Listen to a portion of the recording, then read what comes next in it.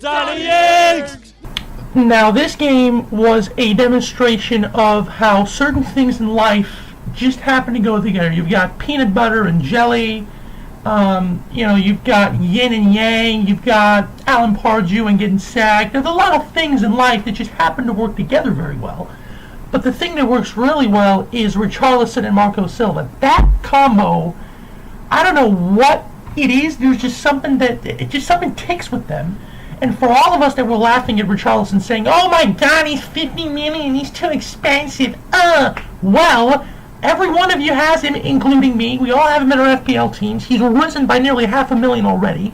And let's just look at some statistics that showcase how good this guy really has been under Marco Silva. I think these 5 statistics show how good he's really been. First in goals, first in duels, first in fouls won, first in tackles. But you've got to work on those interceptions, man. 50 million. And you just got a second's just not good enough, man. 50 million's a lot. Now, there is a specific reason as to why I put the Danny Ings theme song as the intro to this, because anybody that knows me knows I love me some Danny Ings. And he apparently loves scoring against Everton, which is always a nice thing. But I wish he was still Liverpool, but more importantly, I'm happy. If he can replicate his form that he had and the talent that he undeniably possesses, then Southampton are going to be fine. There's really nobody in that team that you would consider to take. But Danny Ings looked great. His movement was nice. And we're going to get into some statistics as to why you should buy him. And he's only $5.5 million. But let's just take a look at the goal he scored and the world-class movement, the pace, the speed, just the unbelievable quickness that he displayed scoring that goal. Let's just take a look. I'm so happy, oh happy-go-lucky me. I just go my way, living every day. I don't worry. But in all seriousness, I'm very happy to see him get back. And here we're going to see a few statistics that I think are very important. And shout out to Twitter account at Gameweek38. A lot of the tips I'm taking are from him. He's an experienced FPL player. He's had seasons of 8,000 rank and 6,000 rank, so he's really good. He makes a very good argument here. You've got other forwards like Niase, Sandro, Vieto, Okazaki, all these forwards that are of the same price as Ings. None of them have his efficiency and experience. And as you can see, Raul Jimenez is a guy that a lot of people have predicted, a lot of people are enjoying.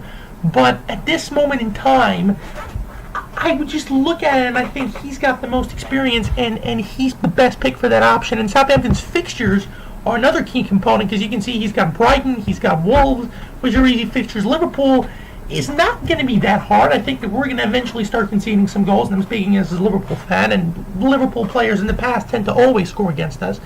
And you see Leicester and Palace are two teams that, they don't have bad defensive records, but they really should have conceded much more than they have. And then you look at the final statistic, which is his movement. He's by far the guy that's out the most. He's getting in behind. And here's a few other statistics. He's had a shot under every 15 minutes, and his expected goals ratio is only second to pretty much the best player in the league at the moment, Sergio Aguero, at least in terms of FPL prospects. So definitely, he's a guy that I would get in if you're doing a wild card, and if you want to fit a big boy in like Kane or Aguero, he seems a really good pick. Now, in real life, this matchup was pretty much a foregone conclusion that Everton were going to win, and that's the way it was in FPL, unfortunately. Fazil only got 73 as Southampton's captain. Pawan Humagayan with only 50 points. You're living up to the name of the next Wenger. Not only did he have Aguero, he didn't even cap him. He benched Sessegnon. They had some good performances out of it and got 88. Samyadip got 88. But Everton had 100 from Ahmed El-Shebni, and in this week where points were key, if you can get 100, that's so key. He had a Pedro as well. He had Shaw. He had Alexander-Arnold. Rahul and Raja are having tough weeks. They're good players, but both these teams are kind of going the way that they started the season. Everton have an easy matchup, it looks like, against a team in Bournemouth that are just in complete disarray. Meanwhile, Southampton are going up against the best team in the league at the minute in Leicester, so it's going to be very difficult for them to bounce back. But we'll see. You don't know what can happen. Anything's possible, and it should be an interesting week. And I think the favorites would be kind of stupid to underestimate the two teams.